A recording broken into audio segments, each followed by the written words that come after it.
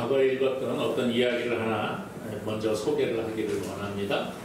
인도에서 있었던 일이라고 합니다. 한 시골 교회에 오늘처럼 이렇게 추수 감사 예배를 드리게 되었습니다. 그런데 아주 가난한 한 여인이 수레를 끌고 수레에다가 곡식을 한가마니 싣고 교회로 옵니다. 얼마나 가난한 여인인지 목사님도 알고 성도들도 알고 있었기 때문에 목사님이 깜짝 놀라서 무슨 일인가 궁금해서 이 여인에게 물어봅니다. 아니 무슨 특별히 하나님께 크게 감사할 일이 있습니까? 그랬더니 이 여인이 이렇게 이야기를 하는 거예요. 예, 사실은 저에게 10살 난 아들이 있었습니다. 지난해 그 아이가 병에 걸려서 몸이 많이 아팠는데 제가 하나님께 이렇게 기도했습니다. 하나님, 이 아이가 몸이 나으면 하나님께 많은 예물을 드리겠습니다. 이렇게 기도했습니다. 이렇게 이야기를 하는 거예요. 그 이야기를 들으니까 이제 목사님이 야, 오늘 곡식을 이 한 술에 가지고 온 거 보니까 아이가 나았나 보다. 그래서 이야기하는 겁니다. 그러면 아들이 다 병이 나아서 하나님께 이렇게 귀한 예물을 드리니까 이렇게 물어봤어요. 그랬더니 이 여인이 대답을 합니다. 아닙니다. 우리 아들은 1년 정도 이렇게 몸이 아팠다가 한 달 전에 세상을 떠났습니다. 그러는 거예요. 그러니까 이 목사님이 깜짝 놀라서 이제 얼굴이 좀 어두워지면서 아니 아들이 죽었는데 어떻게 이렇게 말을 이어갑니다. 그런데 이 목사님 말씀이 끝나기도 전에 이 여인이 이야기를 하는 거예요. 아닙니다. 지금이야말로 내가 하나님께 특별히 감사할 때인 것 같습니다. 하나님께서 제 아들의 고통을 끝내주셨고 하나님의 곁으로 인도하셨고 지금도 하나님께서 제 아들을 품고 계심을 제가 믿기 때문입니다. 라고 그렇게 이야기를 했습니다. 감사라고 하는 것, 어떤 특정한 좋은 일이 있을 때만 감사하는 게 아니라 감사는 언제든지 해야 됨을 우리가 기억을 해야 합니다. 언제나 날마다 시마다 때마다 해야 되는 것이 바로 감사인 줄로 믿습니다. 우리가 오늘 이렇게 추수감사주일로 이렇게 예배를 드리는데 한 해를 돌아보면서 정말 내가 감사할 일이 있나 이런 생각을 제가 어저께 해봤습니다. 여러분들은 어떠신가요? 한 해를 돌아보면서 올해는 최악의 한 해였어. 정말 나에게는 힘든 한 해였던 것 같아. 이런 생각하시는 분들이 있을지 모르겠습니다. 경제가 어렵다고 하고 사회가 혼란스럽고 세계 전쟁의 소식들이 들려오고 있는 이때에 정말 별로 어떻게 보면 감사할 조건이 없는 것 같기도 하고 정말 점점 더 어려운 길로 우리가 나아가는 것 같이 느껴질 시간이 있다는 것입니다.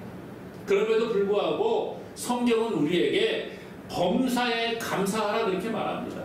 이것이 너희를 향한 하나님의 뜻이니라 말해주고 있습니다. 감사하는 것이 하나님의 뜻이래요. 하나님께서 우리에게 말씀하시는 것, 너희가 항상 범사의 어떤 환경 가운데에도 감사하라 그렇게 말씀을 해주고 있습니다.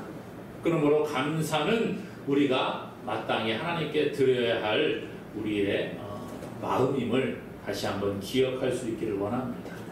오늘 이 데살로니가 후서를 기록한 사도 바울은요 부활하신 예수님을 만난 이후로 복음을 전하는 일에 자기의 일생을 바친 그러한 사람이었습니다. 그런데 바울의 생애를 살펴보게 되면 사실 감사할 것들이 인간적으로 볼 때는 별로 없을 수도 있습니다. 예수님을 만나기 전에는 잘 나가는 청년이었습니다. 장래가 촉망되는 그러한 사람이었습니다. 그런데 부활하신 예수님을 만나고 나서 선교에 헌신한 다음부터는 가는 곳마다 고난을 당했어요. 매를 맞고 죽음의 위기 가운데 있었고 사람들로부터 모함을 받았고 그래서 감옥에 갇혔다가 또 풀려났다가 돌에 맞아 죽을 뻔하다가 다시 살아나고 또 복음을 전하러 다니면서 강도의 위험, 강의 위험, 동족의 위험, 수많은 위험들 가운데에 노출되어져 있는 그런 삶을 살아갔다는 거예요. 그리고 맨 마지막에는 로마까지 가서 죽음을 맞이하는 그런 세상에서 볼 때에는 어떻게 보면 비참한 인생을 살아간 인물이라 그렇게 말할 수 있습니다. 그런데 이 바울이 데살로니가 교회에 편지를 쓰면서 오늘 말씀해 보니까 항상 감사하라 그렇게 이야기합니다. 그리고 바울의 서신을 살펴보게 되면 나는 항상 우리 하나님 아버지께 감사합니다. 이런 고백을 하는 것을 볼 수가 있습니다. 오늘 데살로니가 후서도 마찬가지예요. 1절과 2절에 먼저 인사를 합니다. 편지의 형식이기 때문에 인사를 합니다. 그리고 난 다음에 제일 먼저 나오는 3절에 뭐라고 하느냐? 내가 항상 하나님께 감사한다. 그렇게 이야기를 해요.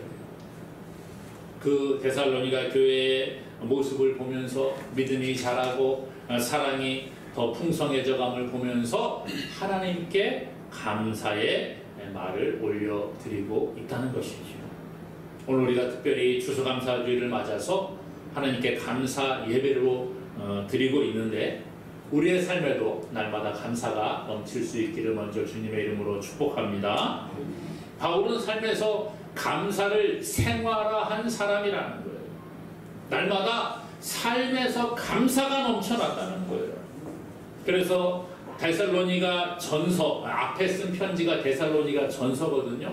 데살로니가 전서에도 보게 되면 감사를 할 것을 권면을 하고 내가 하나님께 감사하는 것처럼 여러분 하나님께 날마다 감사하는 삶을 살기를 원합니다. 이렇게 이야기를 해요. 데살로니가 전서 5장 16절 이하에 보니까 항상 기뻐하라, 쉬지 말고 기도하라, 범사에 감사하라. 이것이 그리스도 예수 안에서 너희를 향하신 하나님의 뜻이니라. 항상 기뻐하고 기도하고 감사하는 것, 이것이 하나님의 뜻이라는 거예요. 이렇게 권면한 바울, 다른 사람에게 말로만 한 것이 아니라 그 감사를 먼저 스스로 본을 보여주고 있음을 우리가 알게 됩니다. 그래서 바울은 어떤 환경에서도 감사를 그치지 않은 사람이었어요. 항상 감사하였다. 오늘 3절에 이야기하죠. 3절에 보니까요. 형제들아 우리가 너희를 위하여 항상 하나님께 감사할지니 이것이 당연함은 너희 믿음이 더욱 자라고 너희가 다 각기 서로 사랑함이 풍성함이니 이렇게 말합니다. 항상 하나님께 감사할지니 이것이 당연하다. 여기서 우리가 너희를 위하여 항상 하나님께 감사할지니 이렇게 말합니다. 이것을 직역을 하면 우리는 너희를 위하여 항상 하나님께 감사해야만 합니다. 이러한 뜻이 되는 거예요. 항상 하나님께 감사해야만 합니다. 무슨 얘기입니까? 어떤 사람에게 내가 돈을 빌렸어요. 그러면 갚아야 되는 게 당연한 거지요. 그거 이야기하는 겁니다. 내가 그 사람에게 돈을 빌렸으면 갚아야 될 의무가 당연히 있다는 거예요. 오늘 여기서 말하고 있는 항상 하나님께 감사할지니 이 말은 내가 항상 하나님께 감사해야만 합니다. 이것이 나의 의무입니다. 이것은 당연한 일입니다. 라고 말하잖아요. 그 뒤에 보니까 항상 하나님께 감사할지니 이것이 당연함은 이렇게 말해요. 우리가 돈을 남에게 빌렸으면 갚아야 되는 게 당연한 의무인 것처럼 하나님께 항상 감사하는 것은 당연한 일이라는 거예요. 우리가 행해야 될 선택사항이 아니라 의무라는 거예요. 의무. 내가 당연히 해야 될 의무임을 이야기해 주고 있습니다. 그러므로 우리가 하나님께 감사하는 것, 여기서 말씀해 항상 하나님께 감사한다. 항상 감사하는 것은 당연한 우리의 의무인 줄로 믿으시기를 바랍니다. 해도 되고 안 해도 되는 것이 아니라는 거예요. 선택사항이라고 하면 뭐 할 수도 있고 안 할 수도 있는 거예요. 내가 선택할 수 있습니다. 그러나 성경에서 감사라고 하는 것, 하나님께 감사하라 이 말은 선택사항이 아니라 의무예요. 마땅히 행해야 될 의무가 바로 감사라는 거예요. 우리가 하나님께 감사할 때에 우리의 삶이 풍성해지는 줄로 믿습니다. 감사는 우리가 낙심 가운데 빠지지 않도록 도와주는 하나의 도구가 됩니다. 감사는 하면 할수록 우리의 삶이 더욱 풍성해지고 우리가 힘있게 삶을 살아갈 수 있는 원동력을 제공해 주는 거예요. 그렇기 때문에 하나님께 우리가 항상 감사해야 되는 것은 우리에게 마땅한 의무라, 그렇게 말할 수 있습니다. 그런데 문제는 우리가 이러한 감사의 열매들을 들어서 알고 있지만 우리의 실생활에서는 감사가 잘 안 된다는 거예요. 감사를 해야 되는 건 알지만 쉽지가 않지요. 그래, 내가 좀 감사해 봐야지. 하지만 감사보다는 우리가 불평할 때가 참 많이 있습니다. 환경을 바라보고 지금 내 앞에 놓여져 있는 일들을 바라보고 감사하지 못하는 거예요. 그런데 성경의 위대한 하나님의 사람들을 보게 되면 감사가 넘쳐났음을 보게 됩니다. 다니엘이라는 사람이 있습니다. 어릴 때에 바벨론의 포로로 잡혀갔습니다. 그리고 느부갓네살 왕을 섬기기 위해 바벨론에서 여러 가지 공부를 하게 됩니다. 그런데 어느 날 하나님께서 이 느부갓네살 왕에게 꿈을 꾸게 하시는데 그 꿈을 해석할 사람이 아무도 없는 거예요. 그래서 야, 안 되겠구나. 저것들 다 지혜자 필요 없다. 다 죽여버려야 되겠다. 이렇게 생각을 했는데 그때 다니엘이 이 느부갓네살 왕의 꿈을 해석을 해줍니다. 하나님이 지혜를 주셔서 꿈을 해석하도록 도와주셨지요. 이 일로 인해서 하나님이 다니엘을 높여주시고 바벨론의 온 지방을 다스리는 지위에 오르게 하셨다는 거예요. 그리고 난 다음에 이제 느부갓네살 왕의 시대가 끝나고 벨사살이라는 사람이 또 왕위에 오르게 됩니다. 막 술을 마시면서 잔치를 벌이고 있는데 어느 날 이 손가락들이 나타납니다. 갑자기 손가락들이 탁 나타나더니 벽에다가 글씨를 탁 쓰는 거예요. 처음 보는 글씨입니다. 그래서 사람들을 불러다 모아놓고 아주 지혜 있다고 하는 사람, 공부 많이 했다고 하는 사람, 이런 사람들 다 불러놓고 해석을 하라고 하는데 아무도 해석을 못하는 거예요. 그때 또 하나님께서 다니엘을 통하여 그 글을 해석을 하게 하십니다. 이 일로 인해서 이 벨사살 왕이 다니엘을 셋째 통치자로 삼아주는 거예요. 그리고 나서 또 정권이 바뀝니다. 이번에는 나라가 망하고 메대가 들어서고 다리오가 왕이 되었을 때에 다리오가 이 다니엘의 총명함을 보고 3명 중에 하나의 총리로 만들어 주게 됩니다. 그리고 그 중에서도 으뜸 총리가 되는 거예요. 야, 어떻게 이런 일이 있을 수 있습니까? 하나님이 다니엘에게 많은 은혜를 주셨지요. 정권이 바뀌고 나라가 바뀌어도 계속 높은 지위에 올라가게 하시는 거예요. 사람들이 보니까 얼마나 기분이 안 좋아요. 아니, 정권이 바뀌면 좀 물러나고 말이야. 우리가 좀 높은 자리에 올라가야 되는데 다니엘이 끊임없이 계속 높은 곳에 있는 거예요. 그러니까 총리와 고관들이 이제 다니엘을 어떻게 하면 끌어내려서 저걸 죽여버려야지 우리가 출세할 텐데 이 생각에 한 가지 꾀를 내게 됩니다.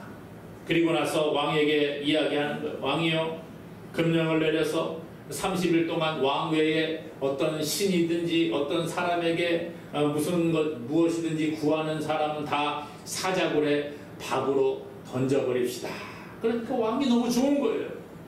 왕에게만 구하고 다른 사람이나 다른 신에게 구하지 못하게 한다니까 자기가 신이 되는 거잖아요. 너무 기분이 좋아서 그 조서에 도장을 탁 찍어서 고치지 못하게 했습니다. 고칠 수 없는 그러한 일로 만들어버렸어요. 이제 다니엘이 어떻게 합니까?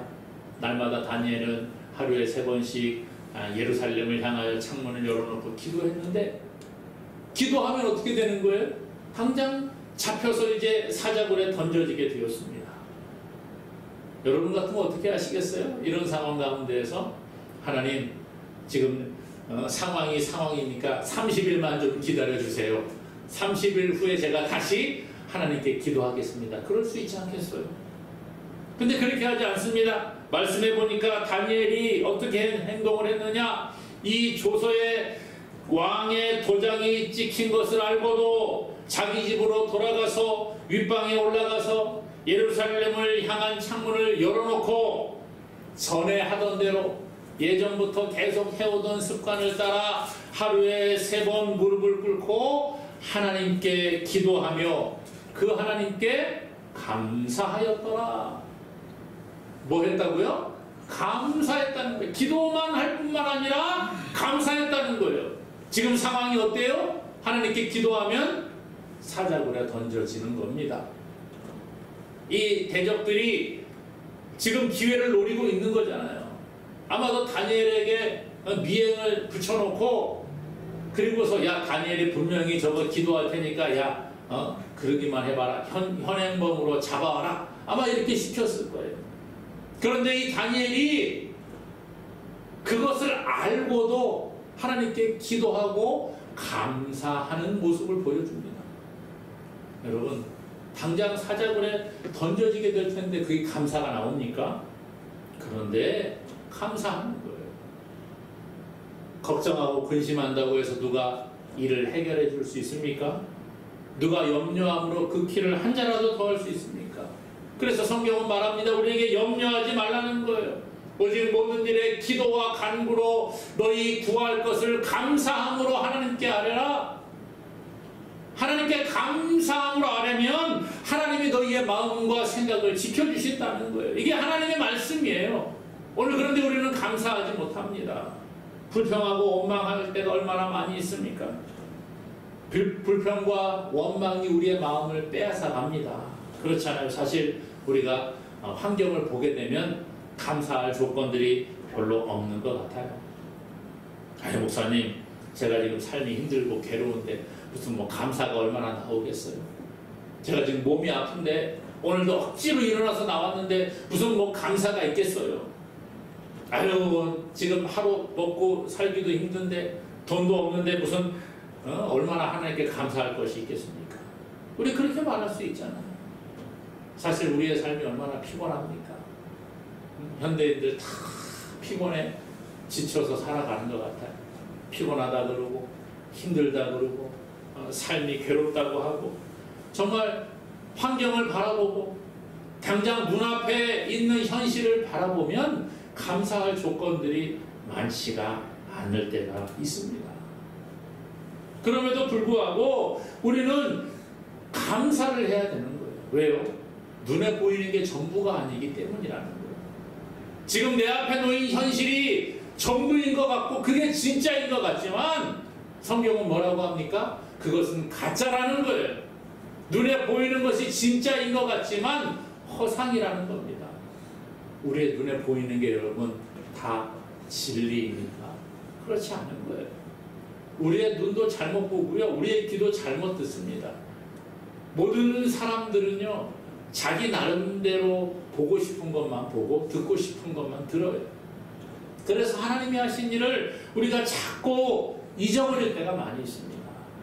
마귀는 우리에게 당장 눈앞에 놓인 현실과 환경이 괴롭고 지옥과 같다라고 생각하게 만들어버립니다. 하지만 그것은 하나님의 뜻이 아닌 줄로 믿으시기를 바랍니다. 하나님은 지금 당장 우리의 어려운 가운데도 함께 하시는 거예요. 우리가 몸이 아플 때도 함께 하시고 우리가 돈이 없을 때에도 그곳에 함께 계시고 내 환경이 지금 죽을 것 같은 환경이라고 할지라도 우리의 손을 붙잡고 계시는 줄로 믿습니다. 그렇기 때문에 우리가 하나님을 의지할 수 있는 거예요. 하나님은 우리를 가장 좋은 길로 인도하신다고 성경은 말씀하고 있습니다. 그런데 문제는 하나님을 우리가 믿지 못한다는 데 문제가 있어요. 시편 기자는 시편 94편 14절에서 이렇게 고백을 합니다. 여호와께서는 자기 백성을 버리지 아니하시며 자기의 소유를 외면하지 아니하시리로다. 자기의 백성을 버리지 아니하시며 자기 소유를 외면하지 않으신다. 성경은 우리가 하나님의 백성이 되고 하나님의 소유가 된다고 말하고 있습니다. 그러므로 하나님께서는 우리를 버리지 아니하시고 우리를 외면하지 아니하시는 분인 줄로 믿으시기를 바랍니다. 마귀는 우리 마음속에 자꾸 속삭이는 거예요. 야, 하나님도 버렸어. 야, 하나님도 안 도와주셔. 야, 이거 봐, 지금 현실 봐. 하나님이 어디 계셔? 그런 이야기 합니다. 그렇지 않나요? 내가 힘들고 괴롭고 몸이 아프면 그런 생각이 들어옵니다. 하나님 나 병 고쳐달라고 기도했는데 지금 이 상황을 좀 지나가게 해달라고 기도했는데 하나님 날 싫어하시나 봐. 안 도와주시는가 봐. 왜 계속 몸이 아프지? 왜 환경이 안 바뀌지? 이런 생각이 들 때가 있어요.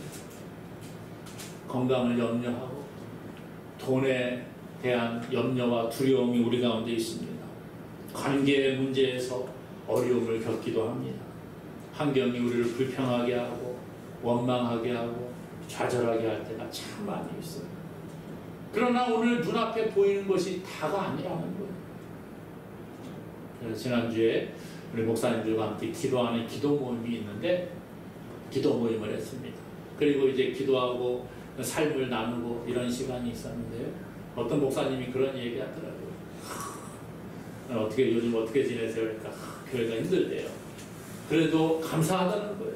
뭐가 이렇게 감사하냐 했더니 성도들이 사업이 안 되고 이사를 가고 떠나고 성도들이 힘들어 하지만 그럼에도 불구하고 함께 할 수 있고 함께 모여 예배할 수 있다는 게 감사하다. 그런 고백을 하시더라고요. 환경을 바라보면 감사하기가 쉽지가 않습니다. 환경을 바라보고 지금 내 눈앞에 놓여져 있는 현실을 바라보면 감사한다는 게 쉽지가 않다는 거예요. 그럼에도 불구하고 오늘 말씀은 뭐라고 합니까? 항상 하나님께 감사할지니 이것이 당연하다. 그렇게 말해요. 항상 하나님께 감사하는 것은 우리의 의무이고 당연하다라고 말해주고 있습니다. 하나님께서는 우리가 감사할 때 우리를 더 좋은 길로 인도하시는 줄로 믿으시기를 바랍니다. 다윗은요, 하나님이 나의 목자가 되시기 때문에 내가 부족함이 없습니다. 이렇게 시편 23편에 고백을 합니다. 다윗은 목동으로 자랐잖아요.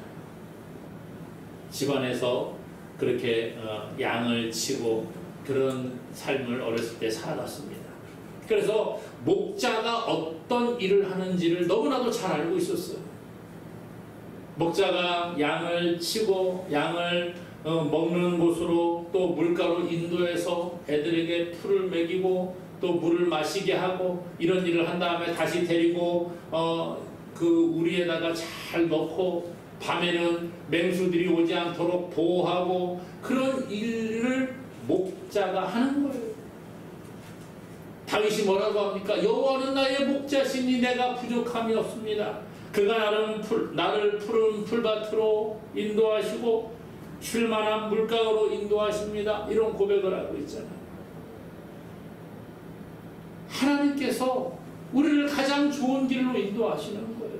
때로는 갔는데 너무나도 힘든 곳에 우리를 인도하는 것처럼 느껴지기도 합니다. 그런데 아니요. 그것이 하나님이 보시기에 가장 좋은 자리이기 때문에 우리를 그곳으로 인도하시는 거예요. 저는 종종 누가 저에게 이야기할 때 그런 이야기 합니다. 이렇게 오늘 힘든 일이 많은지, 오늘 이렇게 환경이 안 좋은지, 우리는 왜 이렇게 어떤지 이런 이야기 할 때마다 아니야. 이것이 가장 좋은 거야. 그런 얘기할 때가 있어요. 사실 쉽지가 않습니다만은 자꾸 그런 생각을 가져야 돼요. 내가 지금 처해져 있는 환경, 하나님께서 도와주시니까 이 정도 되는 거예요. 하나님이 함께 하시니까 내가 몸이 아파도 이 정도 아픈 거예요. 하나님이 함께 도와주시니까 내가 지금 물질적으로 어려움이 있지만 이 정도인 거예요. 안 그랬으면 이미 망했죠. 안 그랬으면 이미 몸이 아파 죽었지요. 하나님이 도와주셔서 이 정도 우리가 살아가는 줄로 믿으시기를 바랍니다. 그래서 감사한 거예요. 생각을 바꾸면 감사가 나오고 감사가 우리의 입술에 자꾸 나올 때에 우리의 삶에 풍성한 변화가 일어나는 줄로 믿습니다. 그래서 오늘 바울은 데살로니가 교회를 보면서 여러분들의 믿음이 더 자라고 사랑이 풍성한 것을 보니까 더욱더 감사가 넘쳐납니다. 이렇게 고백을 해요. 오늘 우리가 믿음이 한 걸음 한 걸음 자라나고 그것으로 인해서 하나님께 영광이 됨을 감사할 수 있기를 원합니다. 저는요 10년을 다녔는데 믿음이 안 자라요. 똑같은 것 같아요. 목사님 저는 왜 이렇게 뭐가 바뀌는 게 없을까요? 아니요. 계속 바뀌고 있는 거예요. 하나님은 계속 우리를 하나님께로 끌고 가시는 거예요. 그래서 우리가 하루하루 살아갈 때마다 한 걸음 한 걸음 더 하나님께 나아가게 되는 삶을 살아가는 줄로 믿습니다. 사랑하는 여러분, 우리가 어떤 환경에 처한다고 할지라도 항상 하나님께 감사하는 것은 우리의 마땅히 행해야 될 의무인 줄로 기억할 수 있기를 원합니다. 그러므로 먼저 하나님께 항상 감사하며 나아가기를 원합니다. 감사를 생활화해야 되는 거예요. 감사를 생활화한다는 것은 우리의 삶에서 나타나야 한다는 것이죠. 하나님을 믿는다고 하면 행동이 함께 나타나야 된다고 그러잖아요. 하나님을 믿는 사람은 말로만 믿는 게 아니에요. 우리의 삶에 믿어지고 삶에서 나타나야 되는 거예요. 그것의 하나의 모습, 가장 아름다운 모습이 바로 감사라는 겁니다. 사랑하는 여러분, 우리의 모든 문제를 하나님 아버지께 맡길 수 있기를 원합니다. 환경이 어렵고 눈앞에 보이는 것이 정말 보이지 않는 것 같을지라도 그럼에도 불구하고 하나님 나와 함께 하시는 줄로 믿으시기를 바랍니다. 하나님 우리에게 가장 좋은 것으로 역사하는 줄로 믿으시기를 바랍니다. 그리고 그 하나님께 날마다 감사함으로 나아가는 저와 여러분 되기를 주님의 이름으로 간절히 축원합니다.